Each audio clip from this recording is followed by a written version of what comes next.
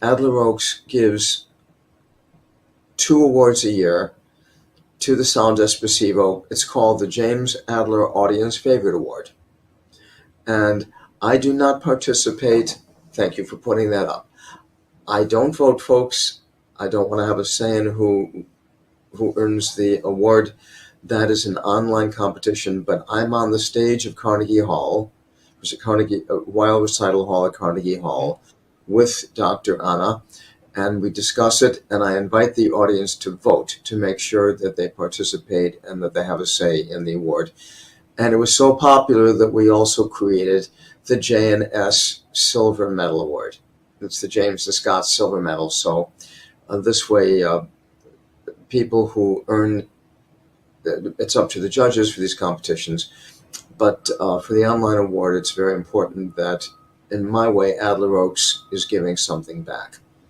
That's so wonderful. It's very generous of you. Thank you very much. And it's just one of the very little things that anybody could do to help just inspire young people trying to just get ahead in the arts. And it's like, oh, there could be a prize, there could be just some great recognition, and you never know what comes of prizes sometimes. I mean, even if there isn't money, or even if there is, I mean, someone might be listening, be like, hey, I know that you won this prize, or I know you were runner-up for this prize. I like you. I want to hire you. And there's so many great things that could come from that, and the recognition itself goes such a long way in the bigger scope of things. This is very generous for you to help, lay this track down. And it's Scott's and my pleasure to do this. It's a way of giving something back. And what you and Anna are doing is very, very noble. Thank you. We've been loving just putting these events together and just listening to all the glorious music, and amazing young talent of young at heart. So let's not just limit it to under 13. You have many categories. Oh, and yes. Very, very good. We've had those kids that can sit at the piano and they can't even reach the pedals, and they play like they're in charge of the universe or something, and jump off the bench. They're 5 years old. We've had it all, and it's just great. Yeah, so we're at Carnegie actually on April 1st and 4th. And April 1st will be a recital, and April 4th will be with the orchestra. I should mention also, April 1st we have the Boston String Ensemble, string ensemble of like 20 kids, and they're just wonderful. They're going to start out the program, and we also have the Leonard Quartet from Washington, D.C. They're going to be presenting many modern compositions for string quartet. It's going to be really great. And then, of course, all the selected auditionees that play wonderful, and then we do it again on the 4th with orchestra and with James's piece, and with all this wonderful music. I'm just getting too excited that I'm rambling. I tend to do that when I'm excited. So that's less than a month away. Wow. Okay, we got some work to do. James, I have to ask, for our viewers out there today, how do you keep up with this lifestyle? I mean, are there any secrets that you have to just managing your life and still keeping up with your writing and your practicing and time to do the show? Is there any words of wisdom that you'd like to share? I don't recommend this, but I give up sleep. It's as simple as that. Excellent. Some nights I'm working up until 12:30. Scott isn't thrilled with that, but I'm also, as you know, I'm on the faculty at St. Peter's University, and running a very special class. I've been doing this now for well over 30 years. About 36 years. It's either live performance art or live musical art. We alternate every other year so that students can repeat it. And I take them to live events and Broadway shows and dance, and sometimes they get to hear Professor Adler perform. But I always tell them, on that day, I will not be your professor, I will be your guest performer. So somebody once wrote, "Professor, will you be taking attendance?" I said, "Yes, from the piano. I will sing." I've done that. Look out in the crowd back who's not here. Yeah. No, it's actually new. Here's the new thing. Remember you had the old sign-up sheets where students had to sign in? Oh yeah. Some of my colleagues in the Department of English came up with this. No, we don't do it that way. I asked them to take a selfie in the hall that day, send that, and then submit the report to Blackboard. I use Blackboard for all Yeah. the report submissions. So to do it that way, and I said, and they said, "What about if we get a picture with you afterwards?" I said, "Oh, then you get bonus points." Nice. Oh Grab me. wow. So that's the new way. Yeah, and you get the picture. And I get a, So, and they get a grade. yeah, that hidden bonus right there is the picture with you. Exactly. Yeah. Exactly. Oh, how wonderful. Well, and this has just been great. We have the rest of that composition that we haven't heard yet. We played the first part at the beginning, and we should hear the second part now. So let's hear the master perform a little bit more here. Thank you so much.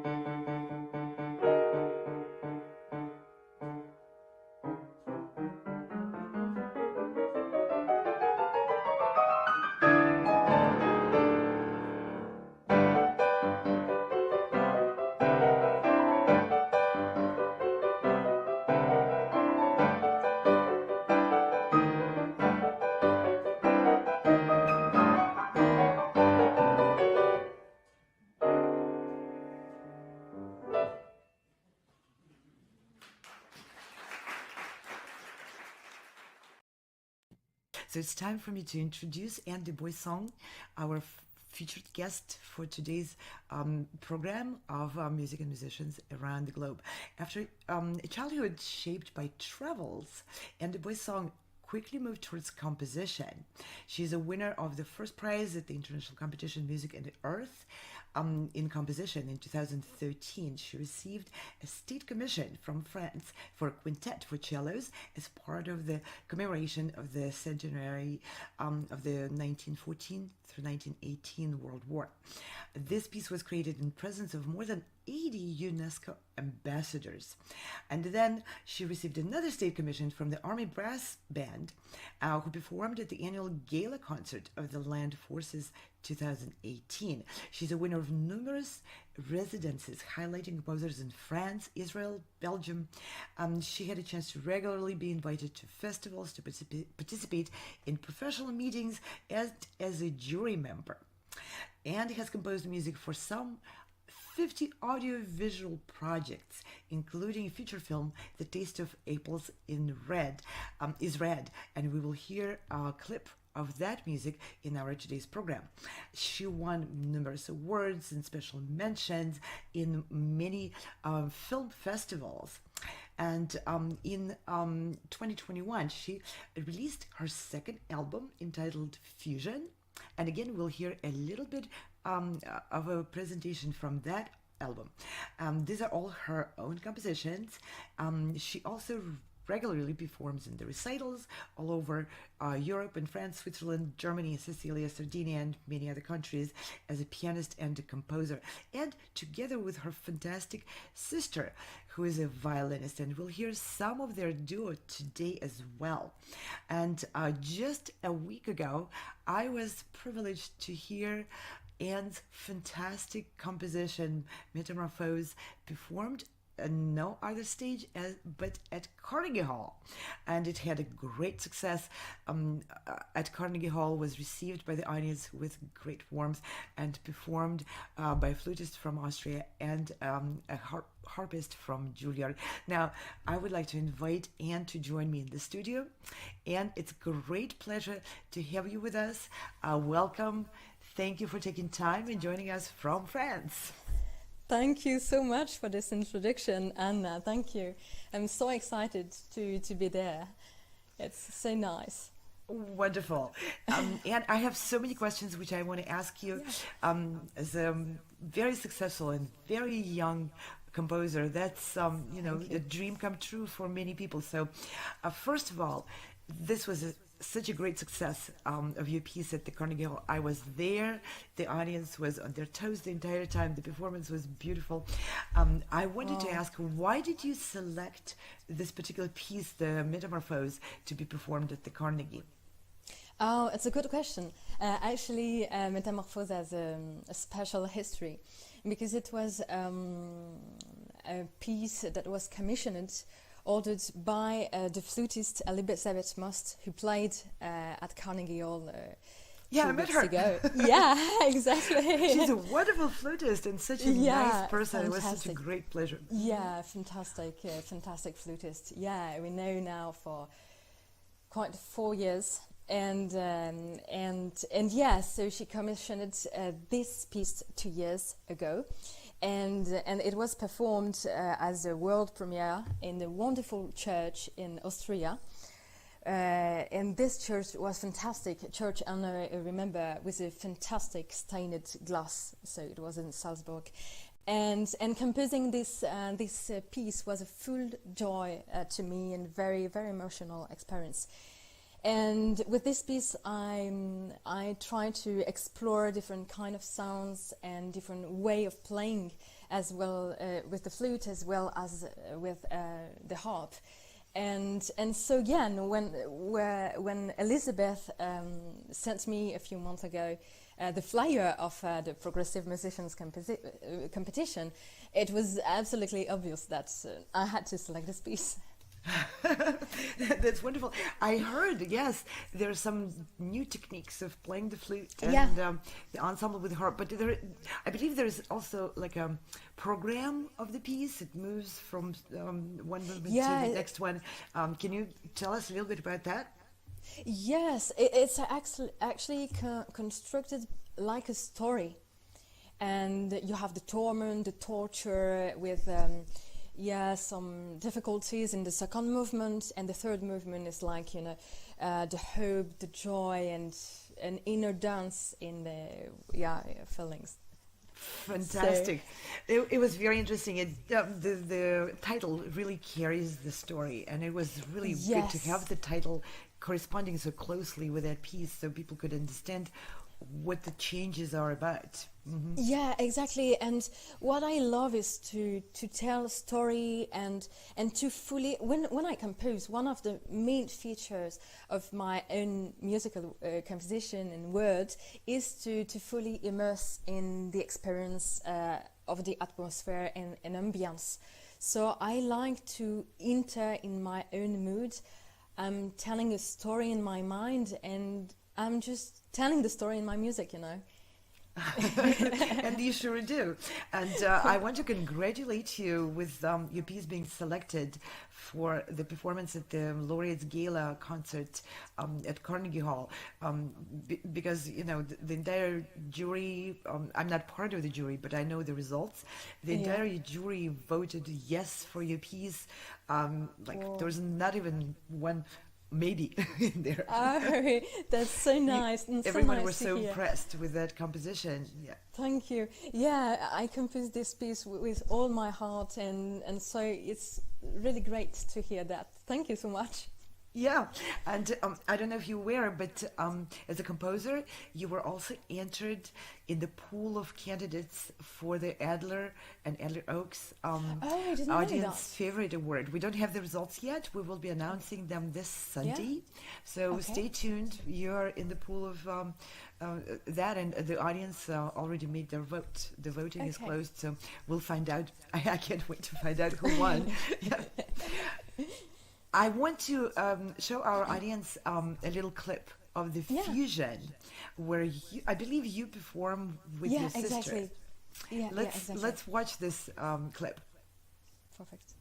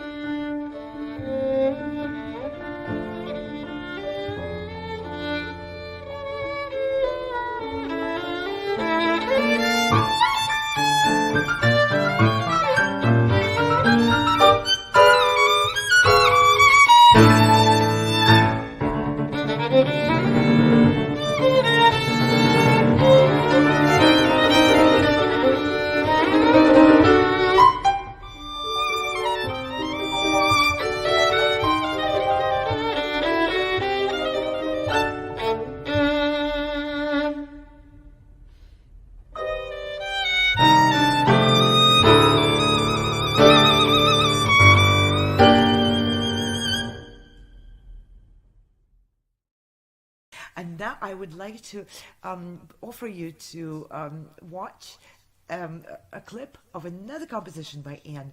The Taste of Apples is Red. That's a very intriguing title. So let's see what the music says.